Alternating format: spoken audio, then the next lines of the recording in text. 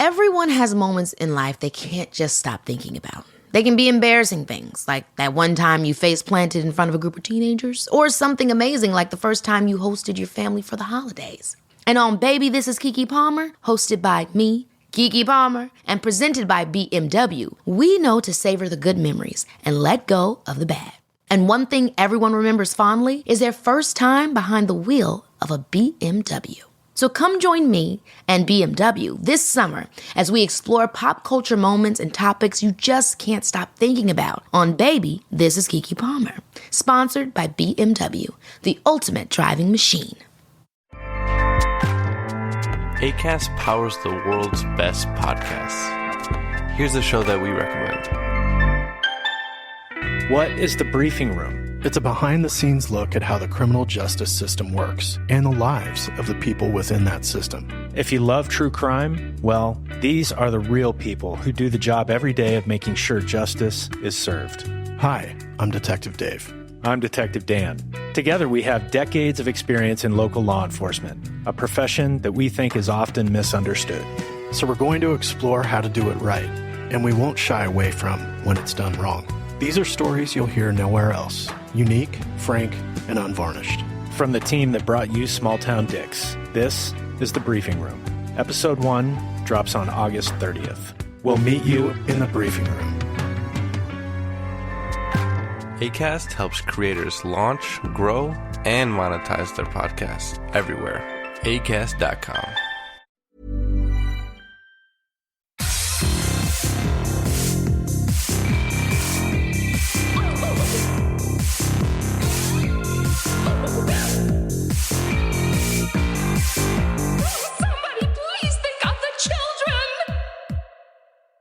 And welcome back to Scarred for Life, the podcast where we open up old wounds by looking back at the films that scared us as kids. I'm Terry. And I'm Mary Beth. And each episode, our special guest brings with them a movie that traumatized them as a child. This week, our guest is Josh Ruben. He is an actor, writer, director whose feature film debut, Scare Me, premiered at Sundance before being swooped up by Shudder before its premiere. His latest film, Werewolves Within, is currently in theaters and will be premiering on VOD on July 2nd. Welcome to the show, Josh. Welcome to the show, Josh. Happy to be here. Thanks for having me. Yeah, thanks for doing this. We're really excited to talk about Werewolves Within, but before we do, let's take it back to the beginning. How did you get introduced to horror? Oh man, probably my sister Rachel, who some people know. She's a songwriter. Her name's Rachel Yamagata. We have a different dad, obviously, but most people wouldn't think she's like a horror fan because she's kind of like, you know, Fiona Apple and Nora Jones had a baby, even though she'd probably kill me for the comp. But she was I think she was like a reason for my kind of my entryway, my gateway. She was the gatekeeper, if you will, into horror because. You know, like I grew up in the 80s, was born in 83 and we had cable. So Friday the 13th was always on. It felt like Freddy Krueger movies were always on. Freddy was like kind of dare I say, like a cartoon character for me. And I was watching stuff like, you know, Freddy's Nightmares and Monsters and Tales from the Dark Side, the TV show. And I think one of the gateway horror films was probably Stephen King's Cat's Eye, that like ridiculous anthology movie. Yeah, with Drew Barrymore. I think the monster, like the troll in the wall, really got me. And that was kind of it, you know. So my intro is like a lot of, I would say it skewed more sort of horror comedy, like schlocky 80s color sort of a vibe, opposed to, you know, more bleak stuff. So I have to ask, since you kind of, you grew up in the same decade. I was born in 81, so we're pretty close in age.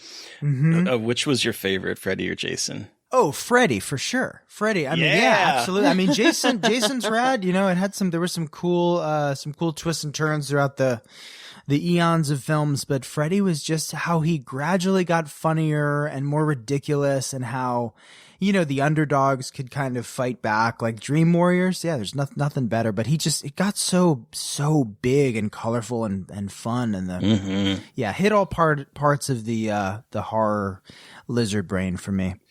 I'm glad to hear that, because this would have been a very short interview if I heard otherwise. No, I'm kidding. I was on a Clubhouse chat recently, not to get off topic, where Kane Hodder was a guest, and I was like so starstruck, and I was like, yeah, I mean, it's incredible. Who would have thought, one of the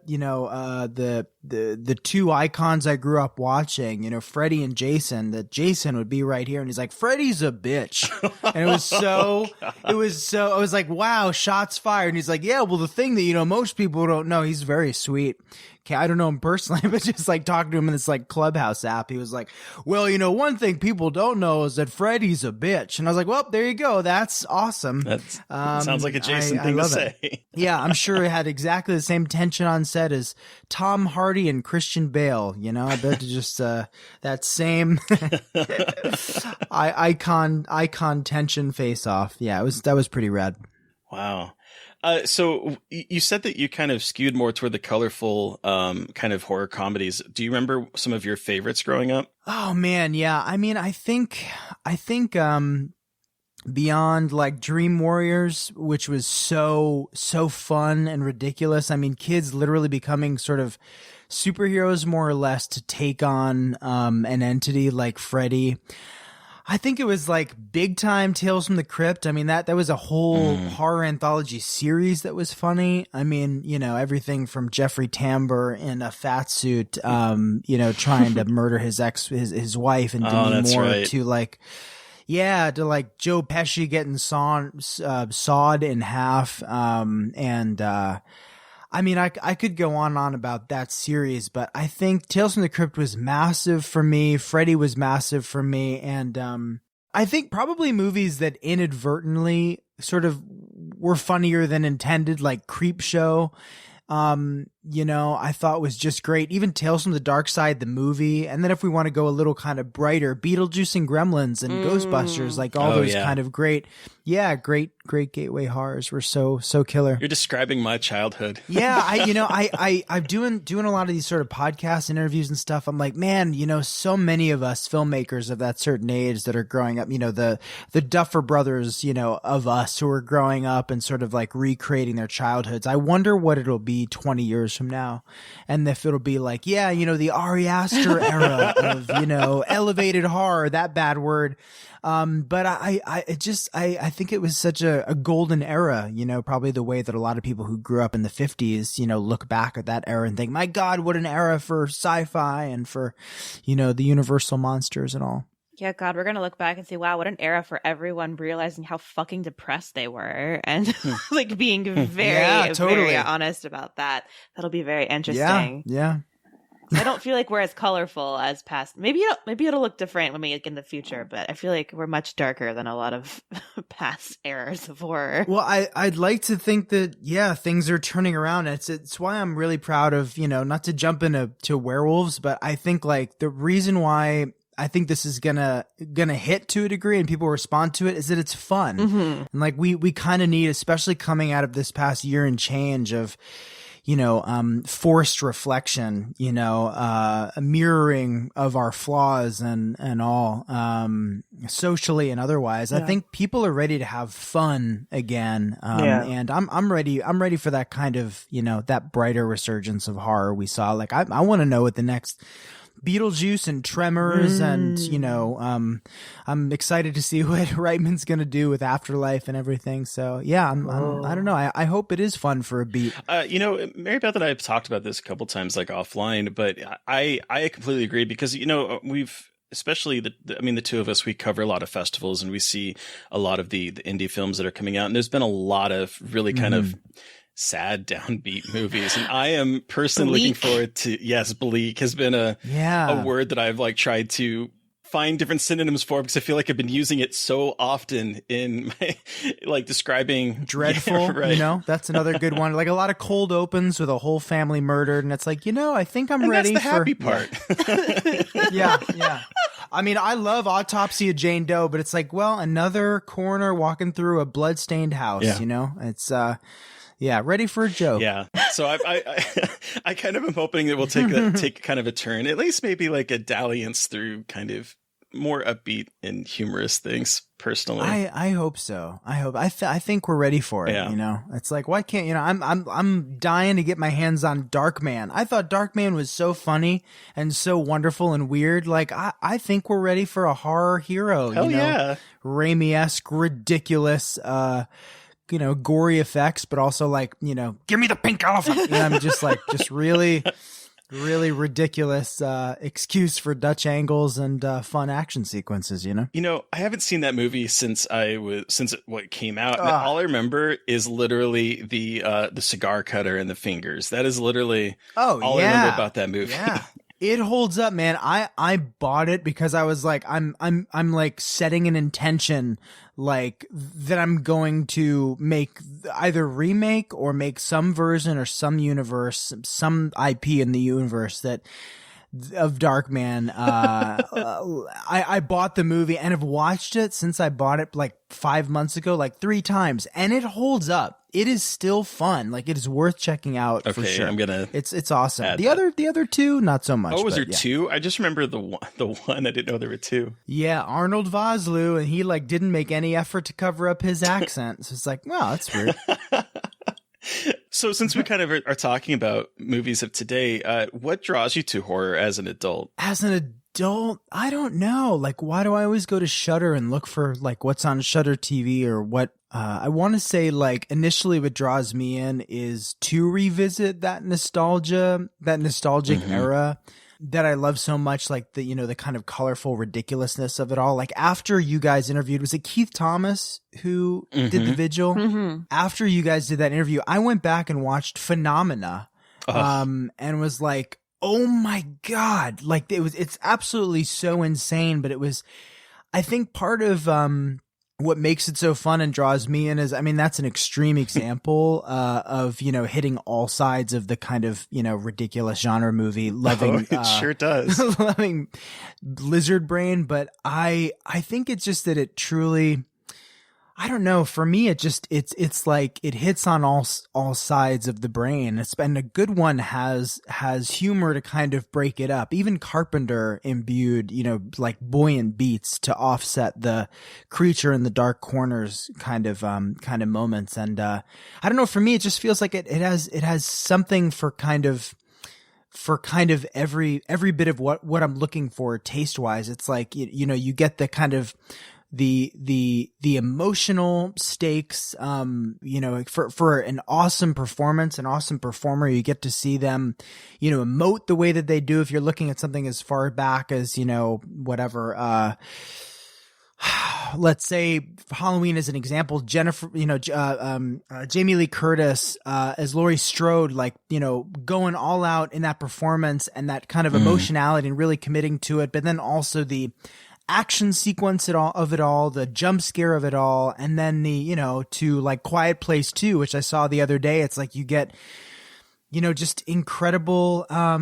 incredible imaginative creatures and people trying to kind of, you know, filmmakers trying to one up what has kind of already been done or sort of doing their best to reinvent the wheel. It just constantly, it feels like it's evolving, and if it isn't evolving and if it's sort of retracing steps, it just feels like a warm blanket to me. I know it's kind of a scrambled eggs of an answer, but it really hits on all sides of everything I ever, you know, loved as a film goer. And I think you know, if I were to really pare it down, it's that often you get to see underdogs take on something from another world, or, you know, or worse. Yeah. Yeah. And so, do you ever get scared, like as an adult, and get that childhood fear when watching horror, or are you jaded like us?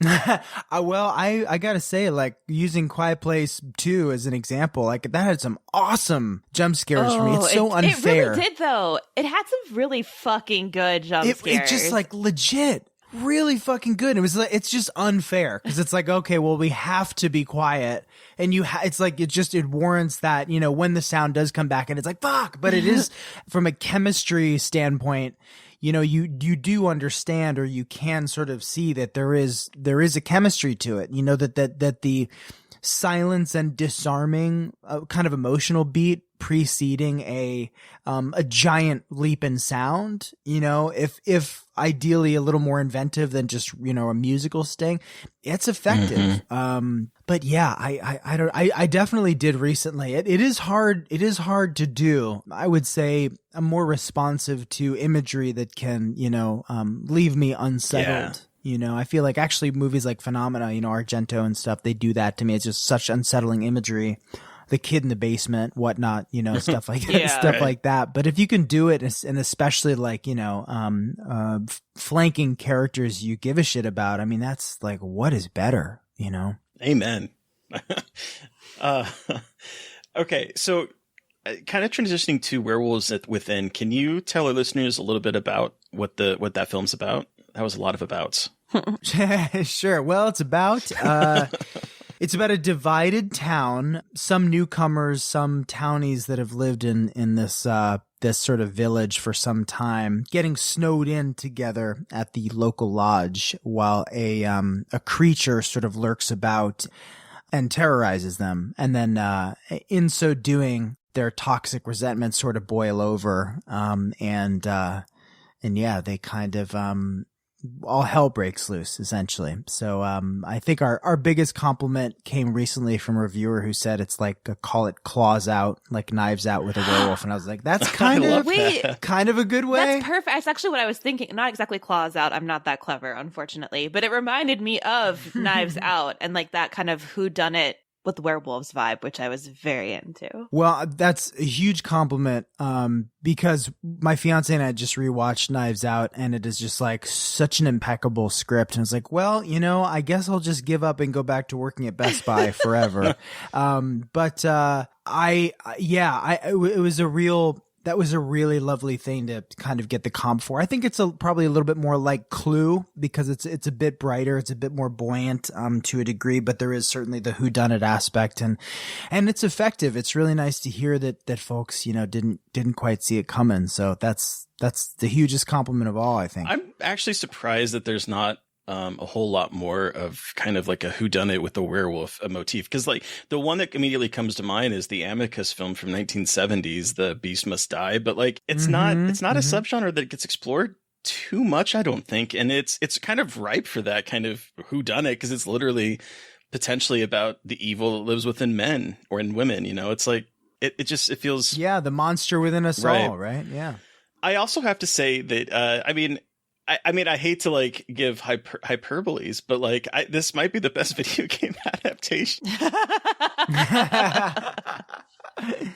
That's very cool. I have not played the video game that this is based on, but I know what it is because it's based on like the kind of ultimate werewolf or the mafia card game where everyone is like taking on a secret role, and one of them is a killer and they kill people. But like, I think because it's such a basic premise that you're able to just sort of like, well, Mishna Wolff, which great last name for writing a werewolf movie, just like takes that and just runs with it in such an interesting way. Yeah, she really does. I mean, the thing that leapt off the page for me, it has such a Coens-esque vibe about it, and so it reminded me weirdly of like, sure, like elements of Jaws, elements of like an Edgar Wright film to a degree, like a bit of Shaun of the Dead, but it also made me think of like Arachnophobia. Like that was one of my favorite movies, like and successful, I would say, truly successful horror comedies. You have terrifying circumstances in that film,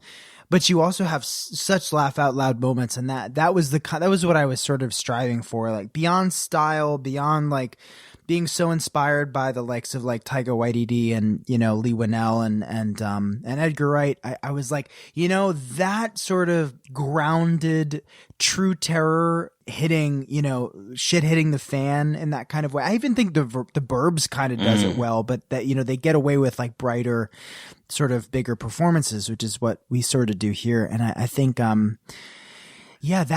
vibe just leapt off the page, and I was like, I have to be a part of this. This combines everything I loved about what I grew up watching, and I think I'd at this point in my life realized the the technical proficiency, I guess, to be able to helm it, you know? Yeah. So, but continuing on with that point. So how did you get involved with this? Was it, you saw the script and you just fell in love with it, or how did you get involved? Well, Natalie Metzger and Matt Miller, who are the producers at a company called Vanishing Angle, they actually were producing a film called The Wolf of Snow Hollow. At the time, they came in and so graciously offered to attend a test screening for Scare Me, my first feature. And they watched the very first cut, like a 2-hour and 10-minute super fat, super long film cut. And they were like, holy shit, this guy can do movies, and also he can helm something that's contained and make it somehow interesting. So they say. And so a script came across their way, Mishna's script, via Ubisoft's Women's Film and Television Fellowship program. And, my first reaction was, this should be directed by not a Caucasian 37-year-old man, but Mishna was very involved in the process, and that was how I would have it no other way. But to pitch on it, I was like, okay, well, I will make sure that this is as inclusive a cast as ever, that it is as, woke without being preachy of a script as possible. If we can make it even kind of better without, shaming anyone on any side of any political spectrum, which I think she did pretty well. We did pretty well. But anyway, they, Matt and Natalie thought that I would be an appropriate sort of barometer for this horror comedy tone, which is a tough one. And it is a world that I am passionate about, kind of having that in my blood since I was a kid, just like devouring so much of it. So I pitched on it. I said, hey, I was a shy, chubby kid who, had a big imagination, run around the woods in the Hudson Valley. And, these are the kinds of stories I imagine myself living in. And also I know my responsibility as a filmmaker, and I want to make this a very inclusive cast. I want to make this a cast of not assholes, of really good people, and, and build something really special here, because already the Fellowship is special. What Ubisoft is doing, and made possible for a writer like Mishna is incredible. So I just wanted to, I wanted to honor that. And it was that was, a piece of what I kind of went in, and pitched with was, not only my personal relationship to living in a town that sort of was like Beaverfield, with, where everybody kind of knows your business. But, also wanting to make something that felt like we grew up watching, that was kind of escapist, but also, offered just kind of something different that was able to, we were able to see someone like Sam Richardson be the hero, for example. We're able to see Rebecca Henderson's part, for example. Dr. Ellis was written for a Richard Jenkins type. And I was like, no, I want Russian Doll's Rebecca Henderson. She can absolutely play this part. Why shouldn't we, have this sort of role? And then too, to do something where, actors like Harvey and George Basil, who's a buddy of mine, to come aboard and choose or ask me or tell me who they would prefer to play their spouse, so that they would have kind of skin in the game. They would have real chemistry with someone, and they were able to offer up, names like Cheyenne Jackson and Sarah Burns, who I hadn't, quite thought of before. So, from the ground up, it was a really cool, kind of, building of a summer camp where we got to, make a creature feature, one that would, ideally terrify you and make you laugh. Okay. So you just listed a who's who of character actors. And I have to say that was the thing that really jumped out at me, when I first watched this film, because I remember so Search Party had come out a few years ago, and I'm watching this amazing performance by Michaela Watkins as Polly, the lawyer in that film. And I'm like, why don't I see her in more stuff? And I see all these people that you have cast in this film that I have seen on television. For me, Cheyenne Jackson was 30 Rock. And, back with Scare Me, Aya Cash was, You're the Worst. I'm seeing all these characters, these actors that you've cast in these films. And they're just it's a who's who of fantastic, sometimes overlooked comedic actors. Yeah, absolutely. And, it's we really lucked out with Glenn Fleshler. Here's a guy who can not only play the terrifying Yellow King in True Detective season 1, but also make you laugh your ass off in Barry, and like play terrified so well, like play B status so well in Joker. And then to come aboard and just be like this, you know, wily haired mountain man and be down to do it, be excited to disappear into that part. And, you know, and for Sam too, like Sam Richardson coming aboard and basically playing like this, you know, well-meaning leader to come in and, you know, hold true in his authority and his like masculinity, you know, trying to take charge and not feeling like he's, you know, he's treading waters, you know, in a way that, you know, someone like him might do in a small town, you know, and, I think you've got a lot of really interesting subtext there. You know, he's coming into a predominantly white town too, which is the kind of town I grew up in. And here's someone who has to come in and exact authority. And like, even though it isn't so explicitly called out, someone like Michaela's character sort of does, you know, she sort of does go there. And, I thought, you know, just opening up our casting to that degree and having Sam come aboard, asking him aboard to do it and being so honored that he did just puts the film, I think, on another level without getting ham-fisted about everything. And, yeah, and it's wonderful. And someone like Chernus too, like Michael Chernus, I've never seen him play a scumbag and was like, I know you can do it. And I'm a huge fan of yours. I've been a fan of yours since like the Play days, you know, and he's like doing, you know, Men in Black and Spider-Man and now coming doing our little film. He's kind of a creep in this film, and I love it. Yeah. But okay, oh, sorry. Go ahead. Oh, I think we're gonna totally say the same thing again, talking about Milana Vayntrub. Oh yeah. As Cecily. Oh my God. She's phenomenal. She is so, everyone in this cast is amazing, but she really stood out to me. Oh, Milana's been, actually been a buddy of mine since like early College Humor days. Like I came up making videos for College Humor, and Milana I met years ago, and she's always been like so sharply funny, like deadly funny. And and I can't recall quite as many opportunities for her, vehicles for her to play, you know, everything or to the sort of top of her ability. I mean, she's done some really great stuff, especially in the comedic world, but to see her play a little bit more emotional and textured as she does, I mean, everybody, it's, you know, everybody has their moment, and that's the kind of beautiful thing about this film. And everything, you know, me, like the actor in me, you know, wants for everyone, you know, a part of the troupe to, come aboard and do, you know, have something to actually chew on. Pardon the pun.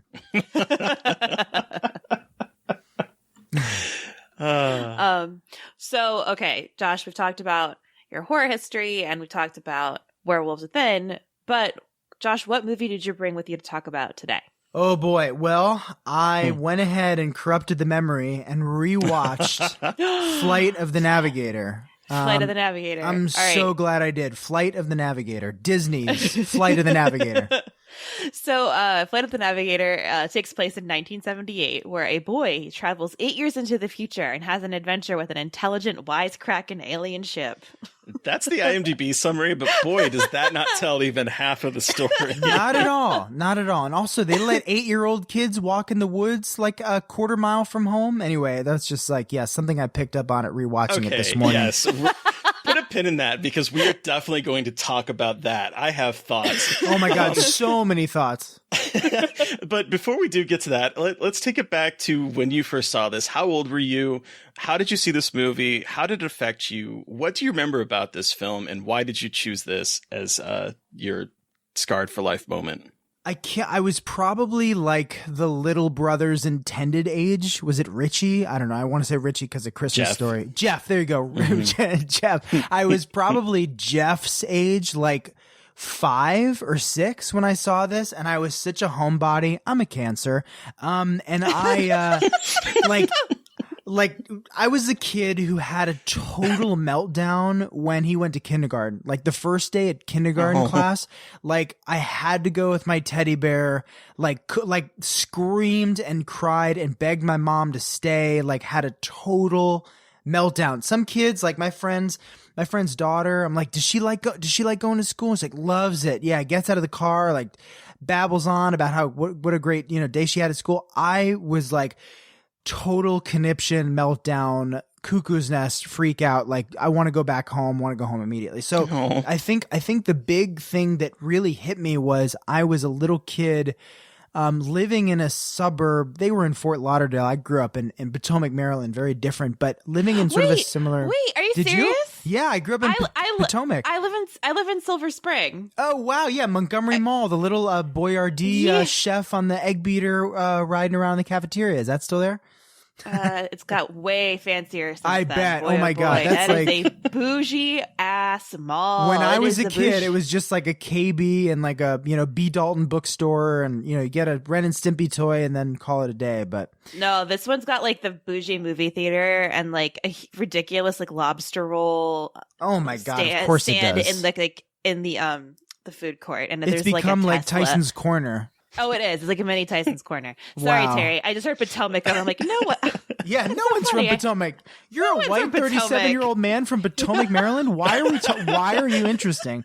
Yeah, no, I can't believe I'm have the spotlight. I shouldn't. No, Anyway.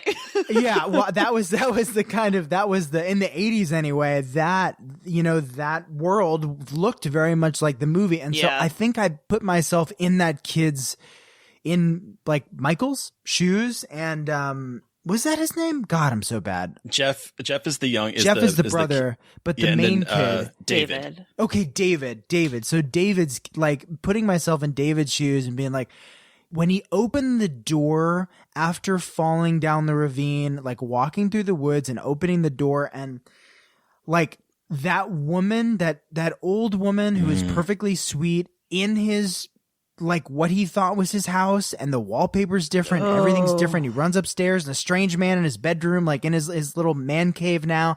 And then to see his parents, and his parents are weathered, 12 years older. They remember him, but they're like a little more, there's something off. And him just being like, I want to go home. I want my mom. I want my dad. Everything is weird. That terrified me. It just got to the nerve core of like Josh's trauma. Like worst nightmare when I was a kid was like, sleepaway camp, away from home, getting lost. I want my mom and dad. I can't find my mom and dad. And this was like, oh, this is everything. This is all the trauma. But then the Beach Boys, But then the Beach Boys. Yeah. You really kind of encapsulated that, the fears that I remember seeing when I was a kid watching this movie. When he does open that door and that old lady is there, it kind of, even though it's not uncanny, it still feels in that uncanny valley of like, this is not the way things should be. You're opening the door and you're expecting to see your mom, and it's someone that is incredibly old. And then when you finally do meet your mom, she like comes out and she's so excited to see you, but she looks so different and so much older that there is that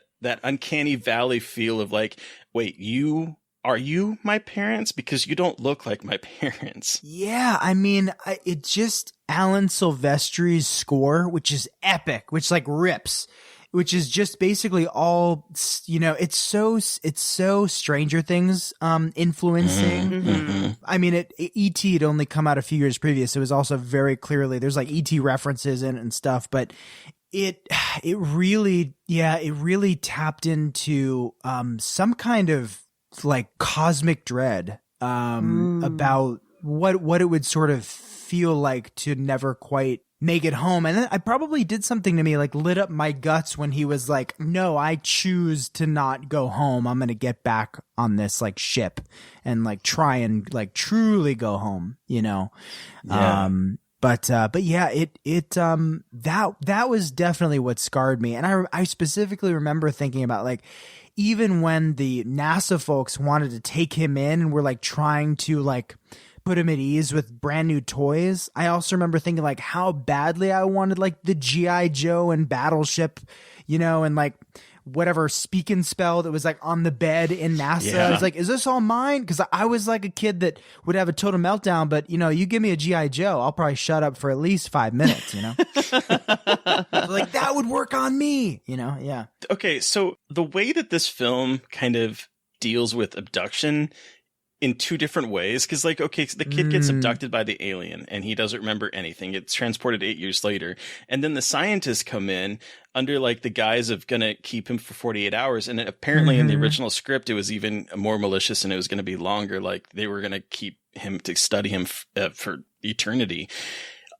So you have that, and you have that kind of fear of the people that are supposed to be in charge that are basically kidnapping David, putting him in another locked room that has a two-way mirror, and not allowing him to talk to his parents unless it's monitored by the one doctor to make sure that he doesn't say anything.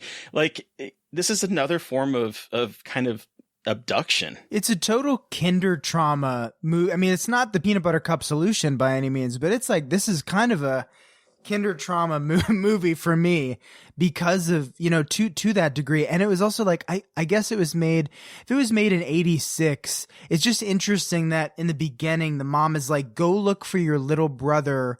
But mom, he's 8 years old, but he left 5 minutes ago and he has to walk like a quarter mile home through the woods. And it's like, I guess in the mid 80s, by the time this came out in 86 or whatever it was, like that was also, I assume, pretty normal because it was a part of, a part of the plot.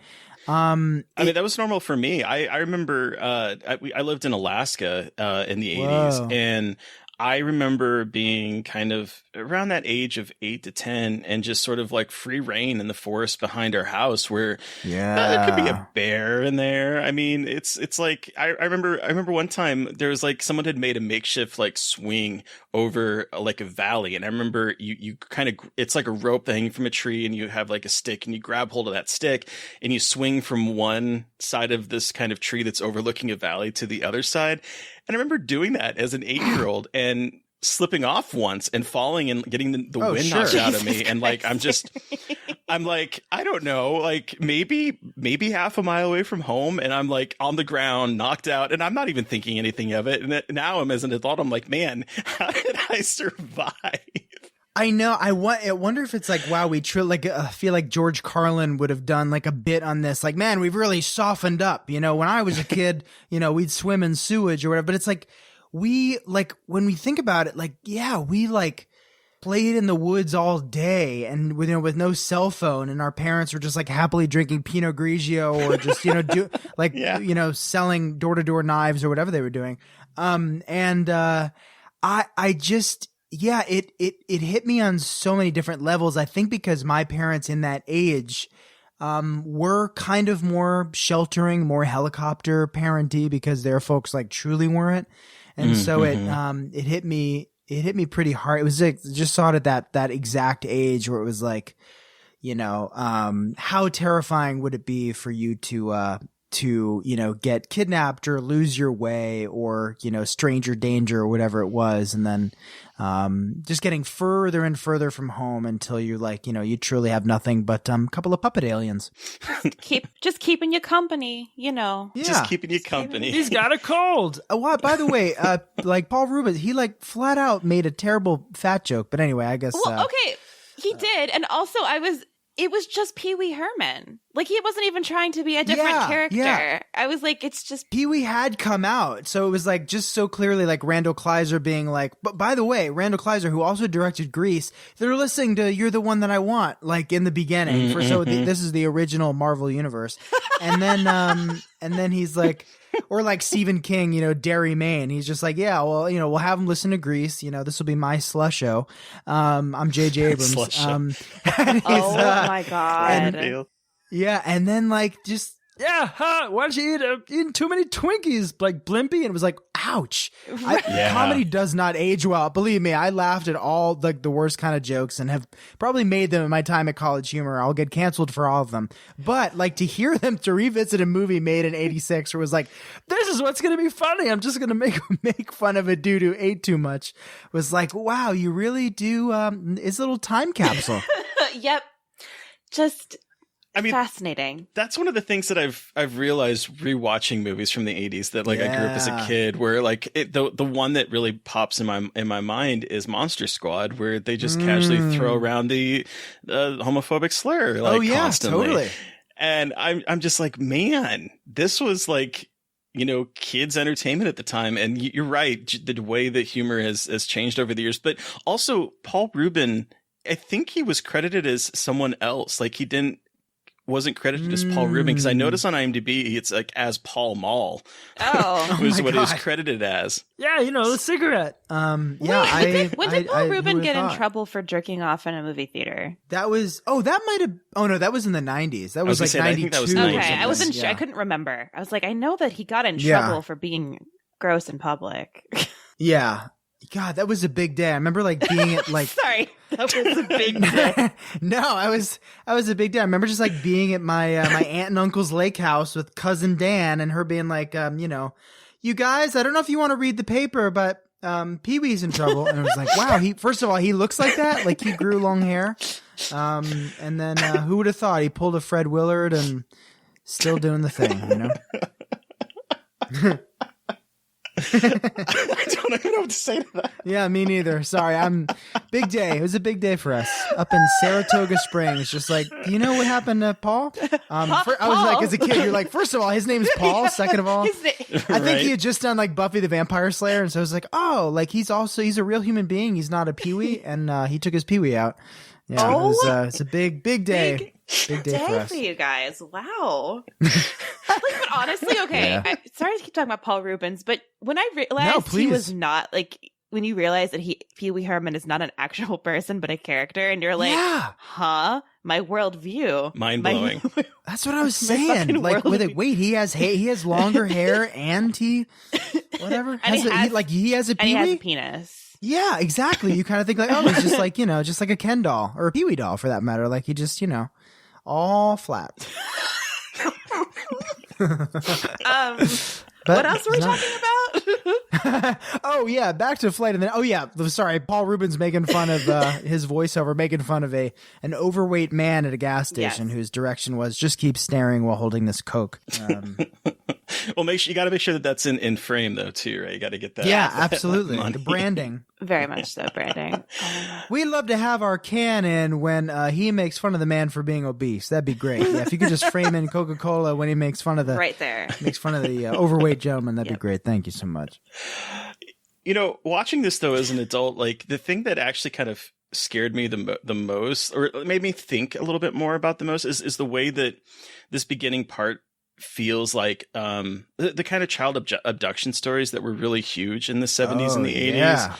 Because like I actually pulled up an article because I was curious about it, because I just remember that being a thing when I was a kid.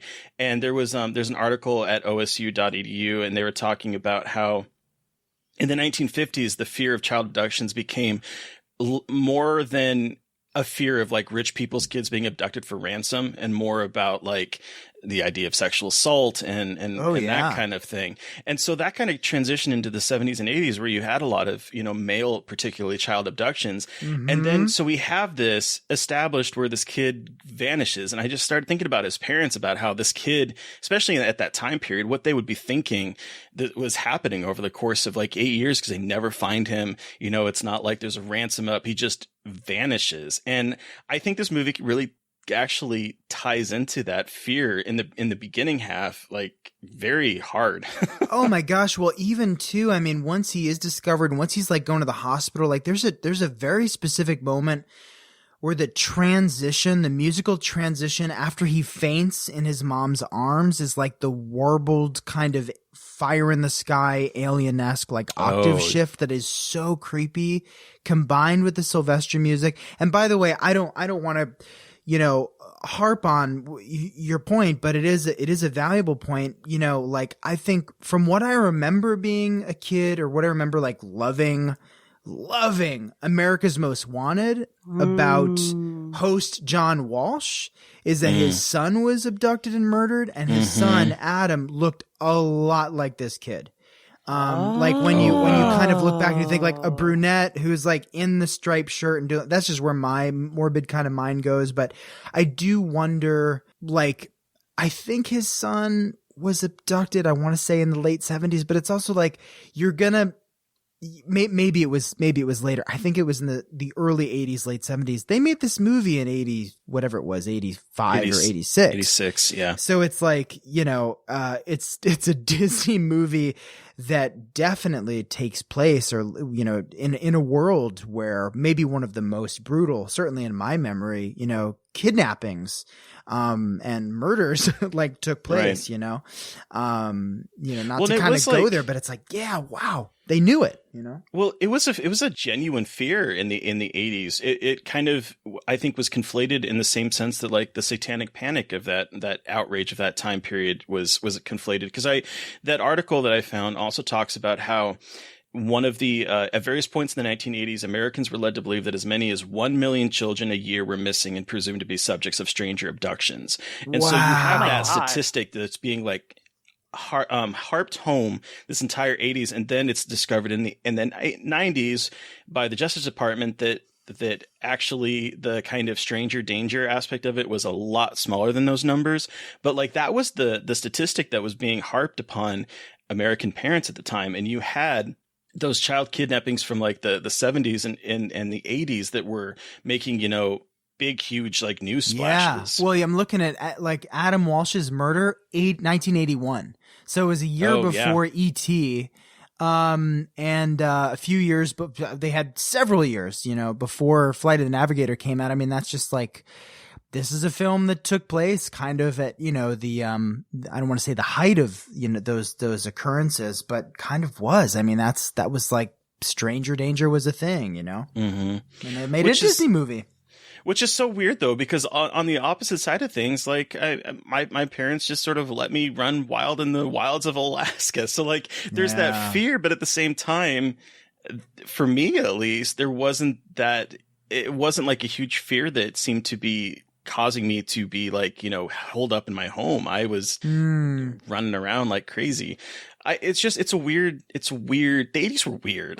The 80s were weird. I'm reminded too, at least something that stuck out to me having rewatched it today was like, in the end, like, the kid gets, knocks on the door of his home. He's back in 1978. He sees his parents on their boat and his brother on the boat. And the first thing he does is like, the dad hands him a sparkler and it's, whatever, his birthday. And he's like, he tells his mom, he says, "I love you." And she doesn't say, "I love you too." She just goes, "Oh," and hugs him and says, "What brought that on?" And that's kind of weird to me. Maybe because I'm like, my parents are like Meet the Fockers. Like they're like the Barbra Streisand, Dustin Hoffman, opposed to, the De Niro, right. Not to get into the De Niro and Blythe Danner of it all, but like they're a little more loving. They're like the Fockers, I'm like the Gaylord Fokker of, right. I don't know if that comedy aged well, but that was my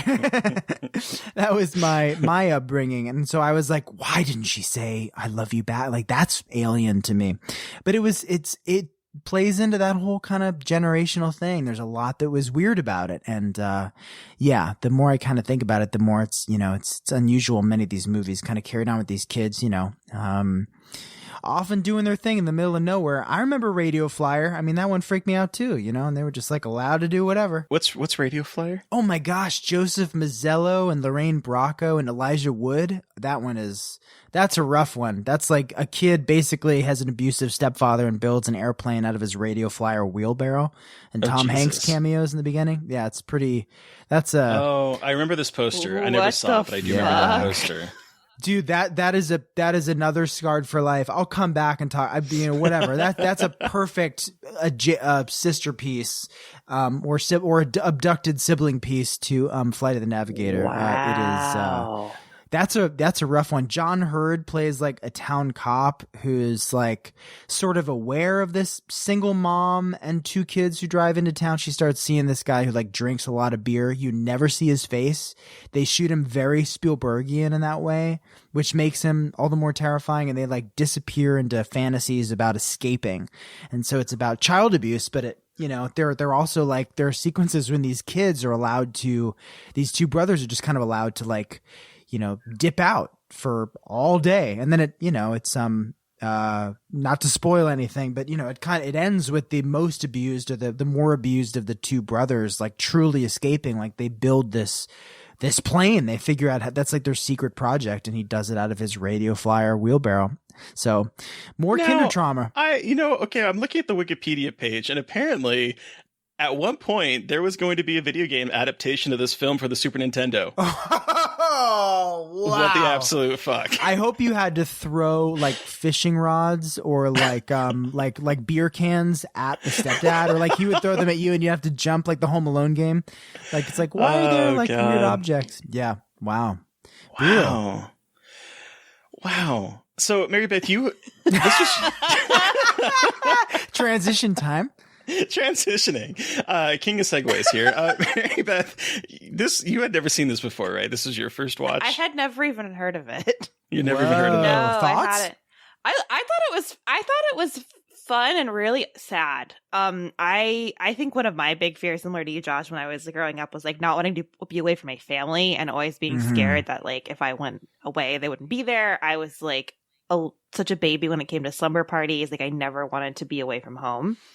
And so this movie, while I am now an adult, I still like got to my heart. Like the fear of being a kid and waking up and your mom isn't there and you're young and you're like the one point he says all my friends are 20 and I'm only 12, and I was like, wow, that heavy. is heavy shit. Like for a children's movie, you're like, cool. So I guess I'm 8 years behind everybody and I'm all alone. And it's just that scared me like existentially. Ouch. Yeah. And then it gets like cute and funny, and it's very confusing because it feels very upsetting. And then also like, oh, just kidding. Look, like this funny robot and the kid are going on fun adventures around the world, just cracking wise with one another and making jokes. I have to say, I actually felt myself truly relax when Sarah Jessica Parker came on screen, because it was like finally someone we know. Like it was almost, I equated it to like, oh, we ran into like an adult, you know, a friend of a friend in this situation where I'm lost. And it was like, it kind of weirdly had that effect on me watching it today. It was like, oh, a friend, like someone you can trust. And I felt that with her. I was like, oh, well, Sarah Jessica Parker from, you know, Sex and the City. So, you know, she'll save him in Ralph. Well, and you know, and she's she represents kind of the anti-authoritarianism because she has purple hair. Yeah, so that's right. Twisted Sister. She's punk. Yeah. Yes, and Twisted Sister. Well, Mary Beth, what you were saying about the kind of that fear, what I think the director Randall Kleiser does so well is puts us completely in David's shoes in this part. Like from the moment that he sees his parents, and there's that uncanny valley of like, are you my parents? That you don't look like my parents should be, to him being on the gurney and he's like, what's going on? And, you know, and trying to like figure out what's happening while the camera is tilted upward and there's all these doctors looking down at him. And then he's with the scientist and he has the weird thing on his head and they're trying to like figure out what's going on. And all he keeps asking is, what's going on? Who's putting that on the screen? What are you talking about? He has like no answers to everything, and everyone's acting as if he's not there. They're more interested in the information that his brain is putting up on the screen than his safety. And that's something that I think Kleiser does incredibly well with this early part of the film. Yeah, absolutely. He's 11. I mean, I was like, oh my God, there's no world where the Duffers didn't watch Flight of the Navigator. You look at the, you know, I'm sure Firestarter, they do the similar thing with the nodes on the head and the whole thing. But, I mean, the production design, that dread and, you know, I guess E.T. did it, you know, probably was the sort of pinnacle, right? You know, the brunette kid having his suburban life invaded and sort of world turned upside down by another worldly thing. But, they did very, very well. There's some also, just not to jump around, but just some incredible imagery, like, you know, the convoy cresting over the hill with the Alan Silvestri music, and, you know, this craft on its, on the truck, and the moment where the doctor pulls up to the site with all the crash power lines, that like tracking shot, like the world that they're sort of building was so killer. But it's so wonderfully grounded by this kid's performance. I mean, it was so emotional, and he only was ever in like, I think one other movie, like the Tom Selleck robot movie, Runaway or something. I don't know. Well, this might be a good time to talk about Joey Cramer, because he has had a very troubled life post this movie. Really? Wow. Yeah, he was apparently stealing when this movie was being filmed, he got into drugs, cocaine.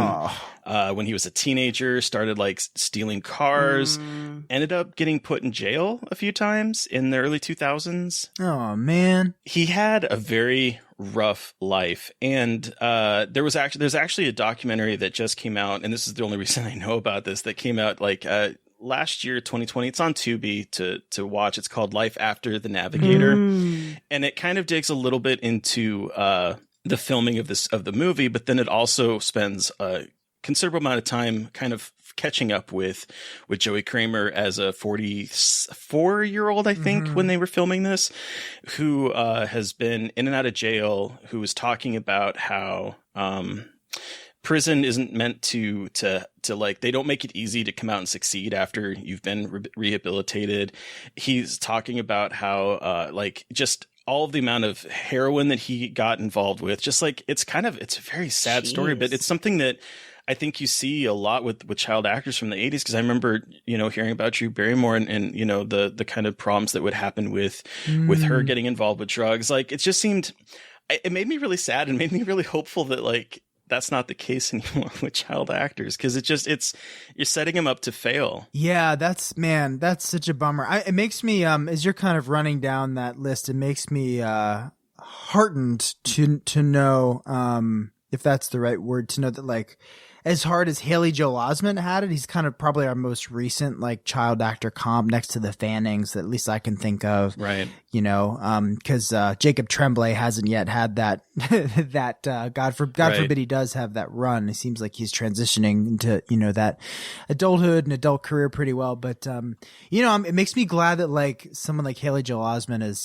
despite his troubles like continued to find a really cool sort of avenue and career, and know too that it is really really really tough. He probably didn't get Joey Cramer probably didn't get the kind of proper shielding that you got to get at that kind of age. It's a rough thing and such an intense, but I mean, this was like a raw talent. I mean, yeah, kid's so unquestionably good. I mean, it's just as good as Henry Thomas, Yes, 100%. I was thinking that I'm glad that you guys have kept bringing up E.T. because I kept thinking about E.T. watching this. Like, they're different, but they're obviously different, but they have very similar vibes with very strong, like, young boy performances in the center that are really well, they look kind of similar too. Yeah, they do. Yeah, I think that was on purpose. They very much have that like all-American boy, like I play baseball and love to play outside and have a fun dog look about them. Very like 80s vibe.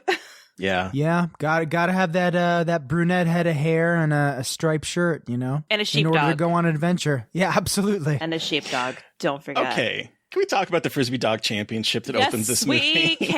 Yes, we can. Because I was really confused about it when I watched it and it started. I was like, is this the right movie? I know, but also kind of like as ridiculous as it was kind of brilliant. Like the UFO Frisbee shot. But then, I mean, it was like, okay, we're in arbitrary territory, but also like, yeah, okay. It's like weirdly, it puts you right in the world. It really does. It just goes on for an exceedingly long time. Yes, it does. Way too long. I was like, this nice is cold open. A weird choice for the credits, for the opening credit sequence. Yeah. No, like, top shot of like NASA or like, some cold open where like a homeless dude, finds some relic or, something, looking up at the sky and seeing a shell-shaped object or a gas station, cop, Super 8 kind of a thing. It's like, no, we'll just do a Frisbee competition. Never comes back into play. Never thematically. There's no Frisbee symbology or allegory or anything. It's just like, no, this would be a cool thing. Let's just have some Frisbees and dogs. Kids love that shit.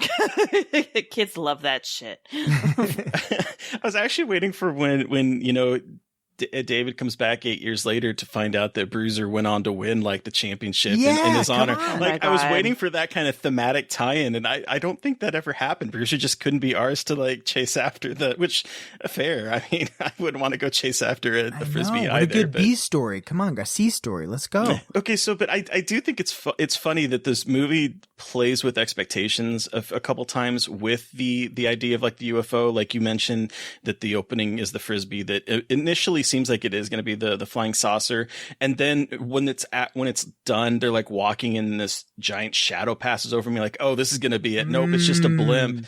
And then later on, there's like this kind of ominous scene where David is walking and it's just a water tower. Like there's all these like, they never really, exactly. That kind of, there's some symbology, reincorporation for sure. Yeah. It's like, oh, this would look cool. But then it's like, it's funny to rewatch this and then to think of what's been made since, like the water tower with Super 8, the nodes with Stranger Things, and the kind of production design of it all. I think it was I wonder if there's a reason why people don't sort of talk about this film or don't know about this film the way that they do, whatever the other handful of fantastical, boy or girl, kid on an adventure kind of story.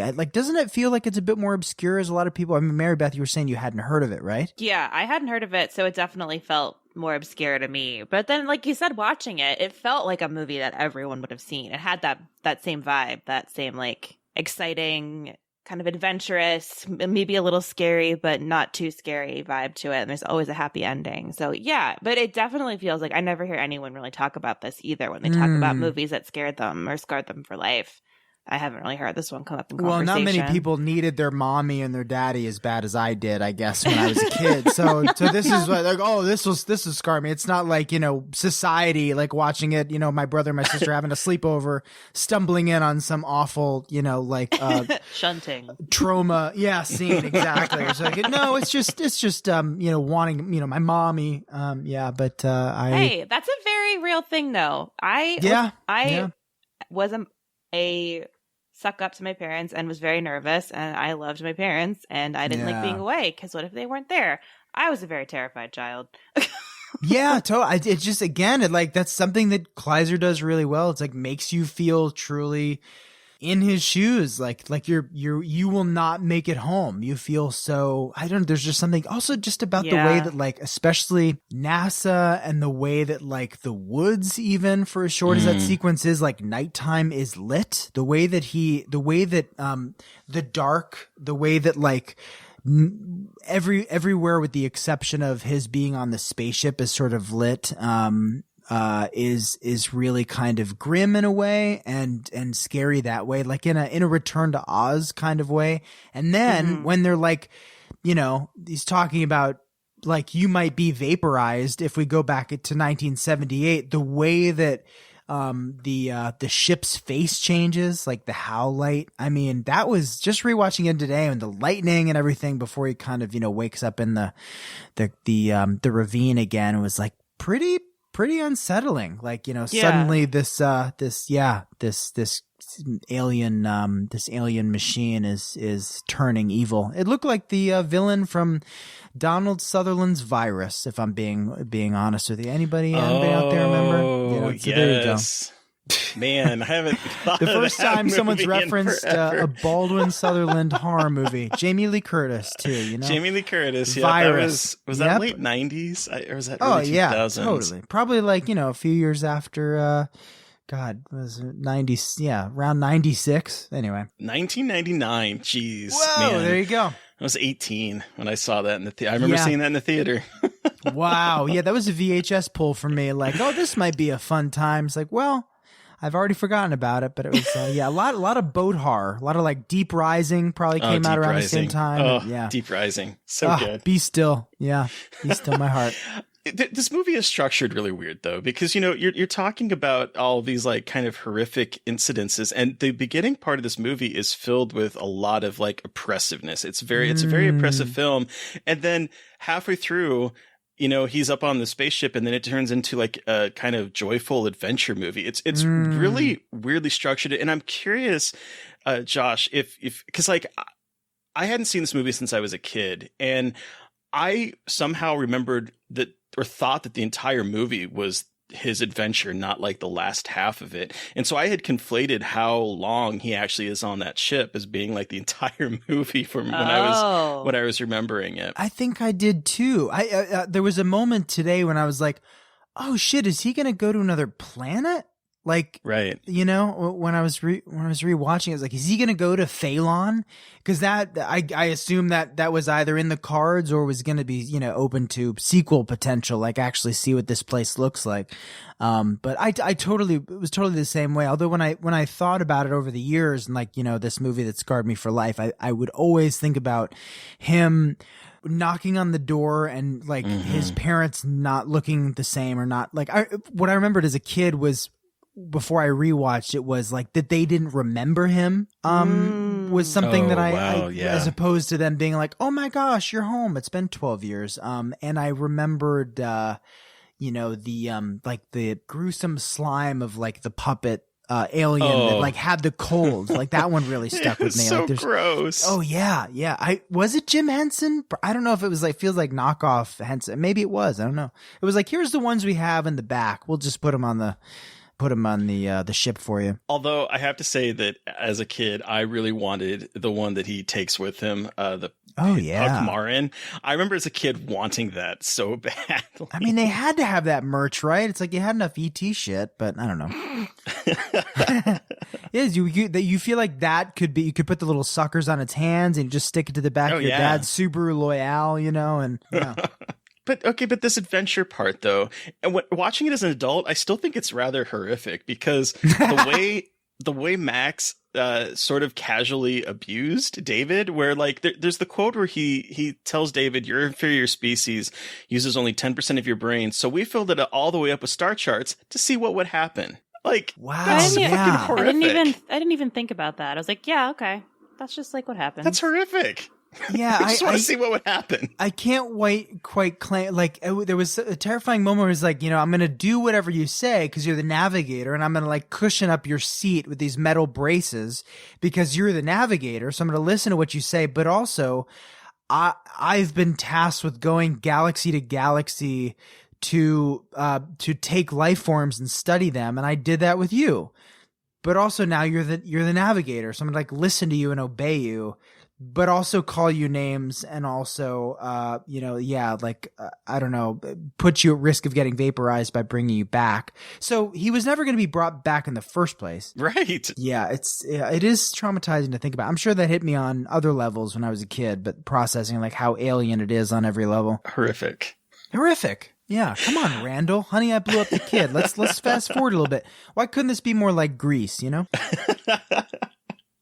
Now, you know, one thing that I did think about is like, man, can you imagine what it would be like to just lose 8 years of your life? Like I can't. You were like, you know, it's too much. But you're the same age. You haven't aged. You just move forward into the future. Is there an advantage to that? I guess maybe. I'm thinking about like the question that they asked the kid, and it's what made me think about this, about who's the president. And I'm thinking, can you imagine if he was in, you know, I don't know, 2008, and then gets kidnapped and all of a sudden, or like gets transported to 8 years later, and now they're like, well, who's the president? He's like, Barack Obama. Oof. Ouchie, Dr. Fauci. That would suck. Yeah, that would suck. Can you imagine? The reality star that you saw from your mom's favorite show on NBC. He is now, that'd be a rough go. Although maybe he would know. No, remember Home Alone? Remember Home Alone 2? That's what it would be. Yeah. Oh my God. Remember Home Alone 2? Remember the news every 60 minutes? Okay, that was the other thing that popped in my head, was that like when his mom, played by Veronica Cartwright, who's, you know, still wrangling with aliens like 8 years later, she is like looking for news stories on him, and they're like, more at 11. She's like, 11 o'clock. And I'm just thinking about, man, that was quite a different time from now, when it's like this story will be like round the clock, and we'll have like people talk about it constantly for a 24-hour news cycle now. I mean, I was just kind of thinking more about, well, first of all, Veronica Cartwright, like, wonderful performance in The Witches of Eastwick. I've never been so sickened by somebody who threw up so much cherry. But amazing sequence. I think she was married to Richard Jenkins in that. But she also let Jeff go on the roof and set off fireworks with the government in the house. Like, there was just another thing they didn't care about. Like, so many government officials. Yeah, exactly. They're just like, oh, well, the older kid's going to go up on the roof and fire fireworks, but we're not allowed to leave. And And there's a lot of things that were off, but probably indicative, indicative of the time. And I'm grateful for the time capsule. Whereas like now it's like, a lot of helicopter parent films, I guess. Yeah. Not that I could reference one, but I was about to be like, is Minari? I don't know, but yeah. Sorry. No, I didn't see it. It's not. Yeah, there you go. A helicopter parent film like Minari. Yeah. Minari. I'm a terrible filmmaker. I have no frame of a helicopter parent film like Nomadland. I have no reference to films. Yeah, nothing. This is how I disarm my actors to just like do what I want them to do on set, is disarm them with humor and like references, and I rapid fire at them until they get exhausted. until Michaela Watkins is like, okay, what do you want me to do, kid? And it works. It usually works, even with Glenn, Okay, I'm dying. Thank you. Thank God. Is there anything else that we want to talk about with Flight of the Navigator before we give it a rating out of 5? Yeah, I'm pretty re-traumatized successfully. Sweet. Awesome. That's what we go for here. Absolutely love to hear it. All right, Terry, so how many Frisbee dog championships out of 5 do you give the Flight of the Navigator? Oh, boy. I remember this movie being really special as a kid, and I do... Revisiting it, it kind of lost its luster for me, I have to unfortunately say. But in terms of like nostalgia, my rating as a kid would have been probably 4.5 Frisbee dog championships out of 5. Sorry to cut the dog in half, or maybe I'm just cutting the championship in half. Which just cut the Frisbee in half. Come on now. Where's the fun in that? Don't hurt Air Bud. Come on. I think honestly, probably it would be 3.5 Frisbee dog championships out of 5 for me. I think there's a lot of fun stuff in here, and there is. I mean, this movie, even though it is not talked about as much, is important because it's actually where James Cameron got the idea for using that reflective mapping for Terminator 2 was this movie. Whoa. No shit, really? Whoa. Yeah. You mean on the ship when it's like, yeah, wow, this projecting. was the first movie that did that. I think what they called it is reflection mapping. This was the first full movie that used it. And in the documentary that I watched, they were talking about how James Cameron actually was like, this is great. And he ended up using it in Terminator 2. I would actually hazard to say that he probably also used the storyline a little bit, because you think about it, a kid with this like robotic force that's learning to be a human, and the like, I don't link, you link, and what's the purpose of laughing? I kind of see the Terminator 2 in that, personally. I now know why you cry. Right, exactly. I'm so sorry, very, very brief aside. Yeah. My fiance told me that was a line in that movie, and I did not believe him, and it happened, and I almost passed out from laughing so hard. I thought it was so stupid. Anyway. Is it from the original that he says that? No, it's from Terminator 2. No, it's from Terminator 2 at the end. Now I know why you cry. Yeah. Now I know why you cry. And then he melts. With the thumbs up. Sorry. Anyway. All right, so 3.5. I'm cutting that Frisbee in half just for you. Yeah, don't cut Air Bud in half. I think I completely meet you. I think I would have given it the same review way back when, like the 2.5 less or 2 less, for being totally freaked out. But 3.5, I think feels fair. I think it's like, it actually kind of, I was surprised by the quality of it and by the score and the, emotionality and the being re-traumatized by his, quest through the woods and the kind of ET vibes. Yeah. What about you, Mary Beth? I think I'm also going to give it 3.5, and I have absolutely zero nostalgia for this movie. So I'm just coming at this movie of like, oh, okay, an old movie that we're watching for the podcast. I was very surprised about how much I enjoyed it. I really loved the effects, like we were talking about with the ship. The inside of the ship was so fucking cool and made me think a lot just about spaceship design and how much I love spaceship design and how much I love when movies really make it look unique and do something really cool with practical effects and set work, and how much I just really appreciated that. And also how weirdly iconic it is for no one. We keep saying it, but like this movie is not talked about enough alongside other movies, and it's just as good. So I'm glad to have seen it and can now talk about it, and also see Sarah Jessica Parker as a young actress with purple hair. Oh yeah, and also speaking of that, the spaceship design, that production designer, was it William Cramer?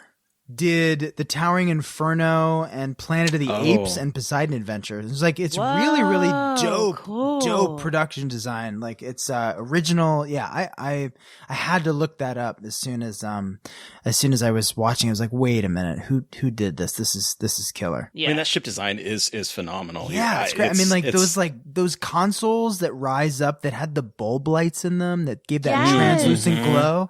So crazy. Yeah, it was cool. Yeah. Well, thank you so much, Josh, for joining us to talk about The Flight of the Navigator. Where can our listeners find you, and what do you have that you'd like to share? Oh, just at Josh Ruben pretty much everywhere. Not like the sandwich, though. RUBEN at Josh Ruben. And I already forgot your follow-up question, so I'll just say look for me there to find, everything from, Jeff Bridges impressions to news about my upcoming feature film, Werewolves Within. Which is currently in theaters. Which is currently in theaters. It's my upcoming and my current. It's both in the past and in the end of the future, just like Flight of the Navigator.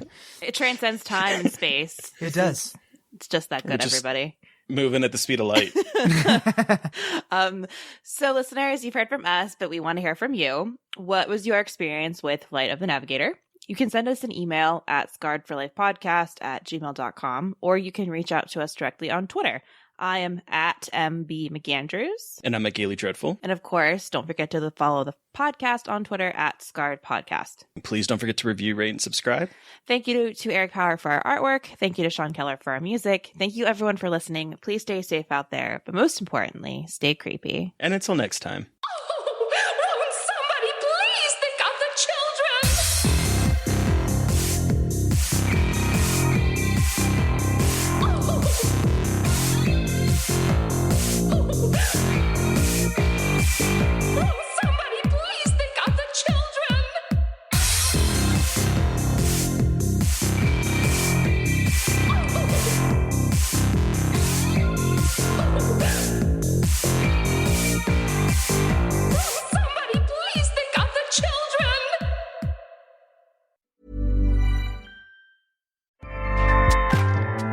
Acast powers the world's best podcasts. Here's a show that we recommend. What is The Briefing Room? It's a behind-the-scenes look at how the criminal justice system works and the lives of the people within that system. If you love true crime, well, these are the real people who do the job every day of making sure justice is served. Hi, I'm Detective Dave. I'm Detective Dan. Together, we have decades of experience in local law enforcement, a profession that we think is often misunderstood. So we're going to explore how to do it right, and we won't shy away from when it's done wrong. These are stories you'll hear nowhere else. Unique, frank, and unvarnished. From the team that brought you Small Town Dicks, this is The Briefing Room. Episode 1 drops on August 30th. We'll meet you in the briefing room. Acast helps creators launch, grow, and monetize their podcasts everywhere. Acast.com.